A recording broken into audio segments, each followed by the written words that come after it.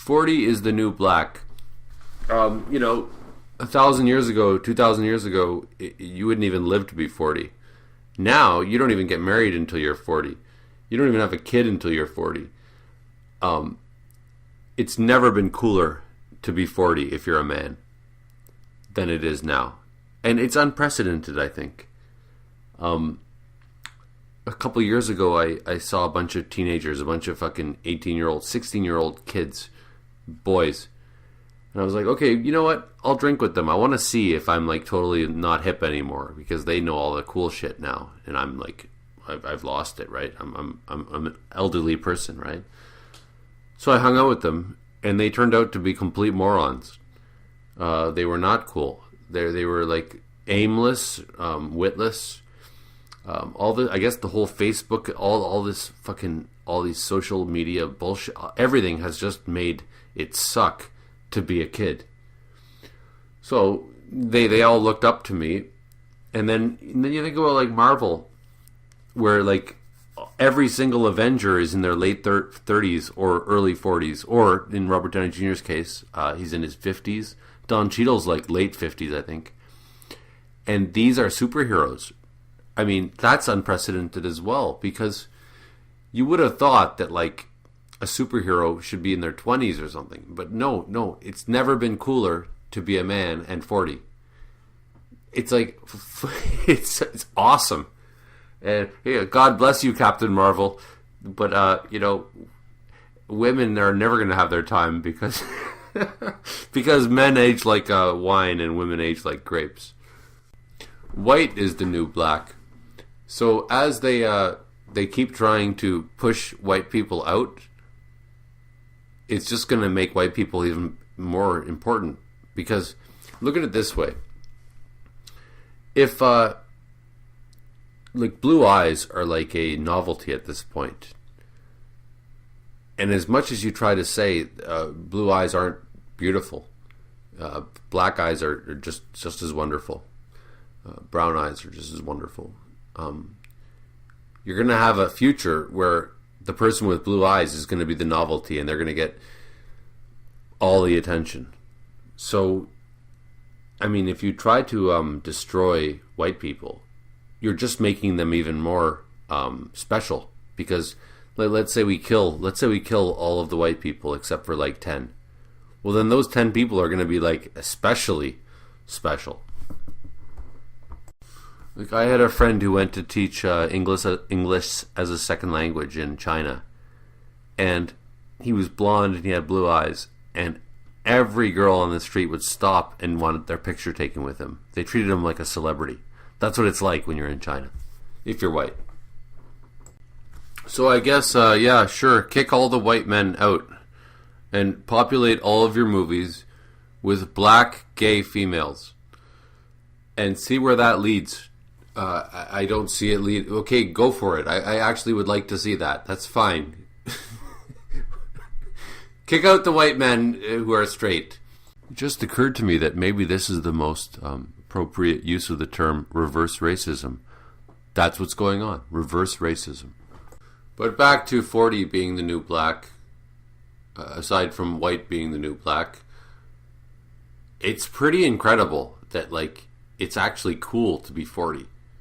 I think like back in the 60s or 70s, like you'd be an old man if you were 40. But now it's like, well, I guess it's like the show Friends, but better. I don't want to compare anything to Friends because that's an awful show.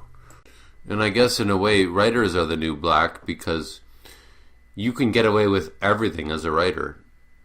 Like, for example, if you're an actor, you have to worry about being on good terms with people. You have to have a squeaky clean little image. If you're a writer, you don't need any image at all because you don't need to go to press junkets. You don't need to, especially if you're an unemployed writer that doesn't make any money. You can say anything you want, as is my case. So I can say anything I want, and I'm not going to be liable to anybody. I don't need to like have a squeaky clean image. I guess that I'm the new black, because I can get away with anything. It doesn't matter. When you've got brains, it's actually even better than being gorgeous. it's like being a supermodel where everybody just lets you get away with anything you do because you're just that awesome. So you're always going to get forgiven for everything. Like, I went to a party once and I took a shit in the middle of the room, and everybody was like mad. But then the next day everybody was, oh, it's okay, that's just the way he is. And they were all giving me hugs the next day. And then, like, my ex-girlfriend cheated on me, right? And I talked to a female friend of mine, and she goes, listen, don't worry, that ex of yours, she did not get the upper hand, because no matter what, it sucks to be a woman. It sucks so much more than being a man. She goes, trust me, she's going to have it hard. It's going to be a terrible life. Because I was bitter and angry, and I felt like the ex-girlfriend won. But it's true. It's going to take another 100 years, if not 500 years, before women actually feel equal to men. Because there's just so much baggage. Lipstick, nail polish, being physically inferior. That's a lot of shit to have to deal with. That's a lot of shit to overcome. They're nowhere near it. And just by making Captain Marvel, that's not even tapping into... It's not even starting. The Me Too movement was good. That's actually good. That actually will help. But it's a long way. It's a long way. Because, as I said earlier, men age like wine, women age like grapes. And I'm not sure... See, I'm no expert on this subject.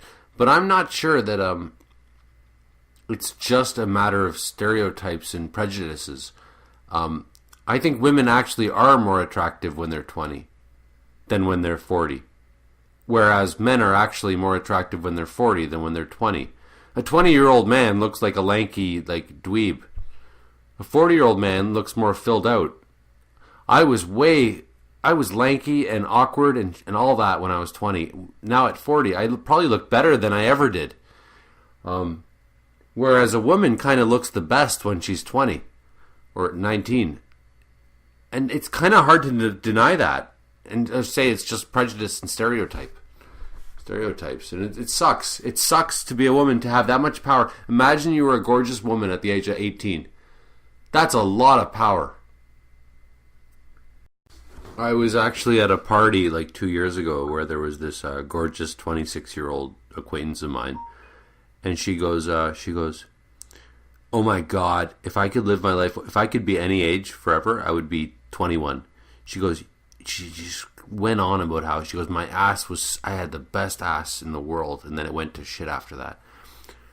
And I'm like, and she goes, and I was such a slut. Like, I fucked everybody. And I'm like, yeah, but if you could go back and do it now, with your knowledge now as an older person, like, if you could go back and do it all over again, you probably wouldn't be such a slut, right? She goes, no, I'd be even more of a slut. So I guess being white and straight and male and 40 and me and a writer and me is the new black. Because there's really nothing anybody can do. I don't have anybody to... I'm not accountable to anybody, so I can just make any kind of video I want. I can be as bold as I feel like being, because there's really no cost to it, because that's one of the benefits, one of the only benefits of being a writer and being independent and not selling out, is that you never need to kiss anybody's ass. Oh, and one more thing is, somebody once shamed me for having too much, somebody once shamed me for having more than they had. And they said basically, must be nice.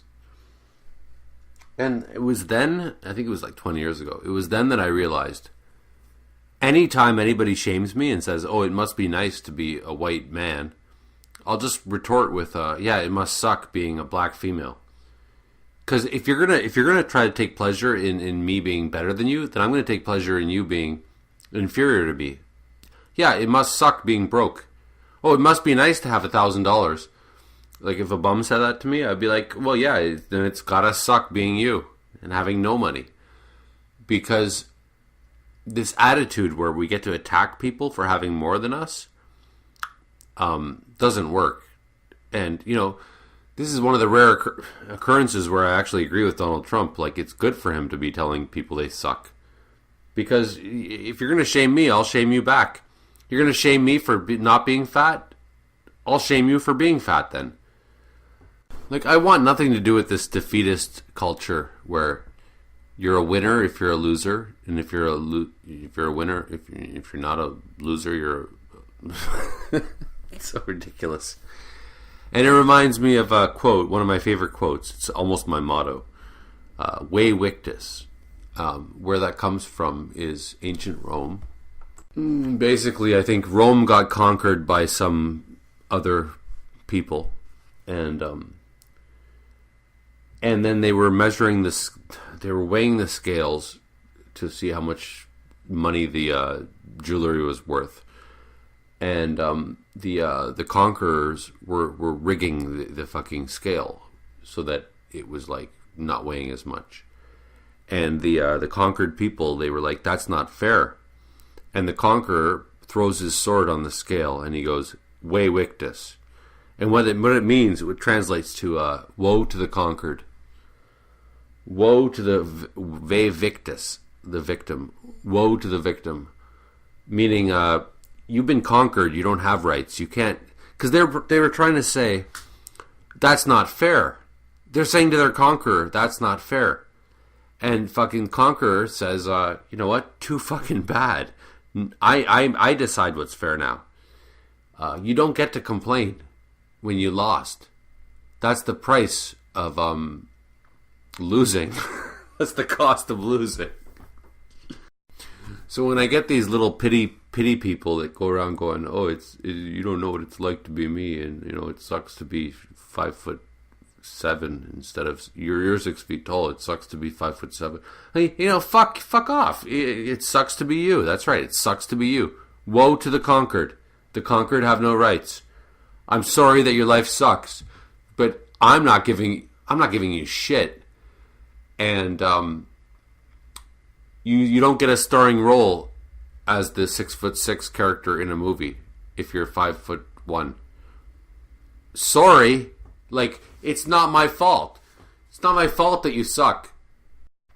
Nietzsche, I don't like Nietzsche very much. I've always hated him, but it turns out he's not so bad. But he said he had an idea which I thought was kind of clever. He called it the transvaluation of values.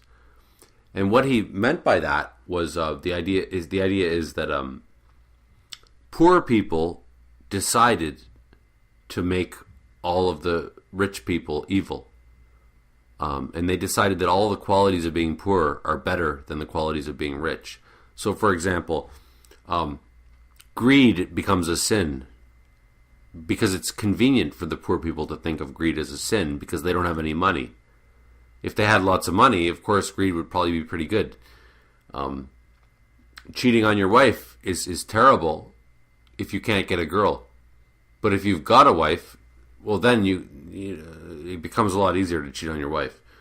So all of the sins, every single sin, was invented by poor people to make them feel better for being poor, for not having. So they can say, well, those rich people are just greedy. And I don't think it's necessarily entirely true.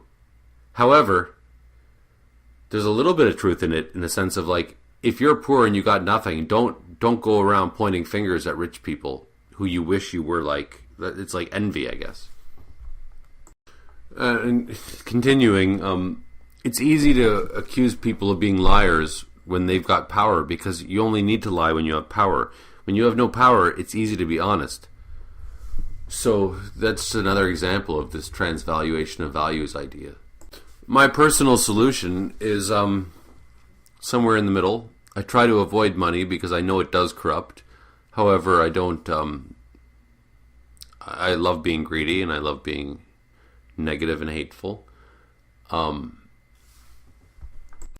My attitude towards blacks and women and gays is, you know what? I had my time. I felt just like Michael J. Fox once said. He's like, I already was the hot guy when I was in the teen magazines. I'm over it. And that's how I kind of feel. Like, I'm over it. I was the popular dude. That's fine. Let them have their time. Let the black people and the gay people and the women, let them have their time in the sun. It doesn't do me any damage. I don't care. It's fine. It's okay. I mean, shit, man. They've been fucked over for like 2,000 years. So let them have their time, please. It's fine with, like, who does it hurt anyways? And meanwhile, I'm still a genius, and I'm still doing good, and I mean, everybody's happy. And it's especially hypocritical and annoying to me that when I say let the blacks and the women and the gays, you know who gets offended the most at that comment? The blacks, because the blacks don't want to think, oh, we're not like on the level of women and gays, because, well, not to speak of gays, but women are always going to be the last ones to get rights. Black people got the right to vote before women did, which is interesting to me. Women haven't even been allowed to vote for 100 years, I don't think. So it's just so hypocritical when black people say, oh, that's racist, but they don't give two shits about women being degraded. I mean, the majority of hip-hop music, it's all about calling women, I think they call them hoes or bitches. Yeah, way to go. If you support gays, click like. If you respect blacks, comment. If you think women are people too, click the notification bell. And if you care about sick children, subscribe.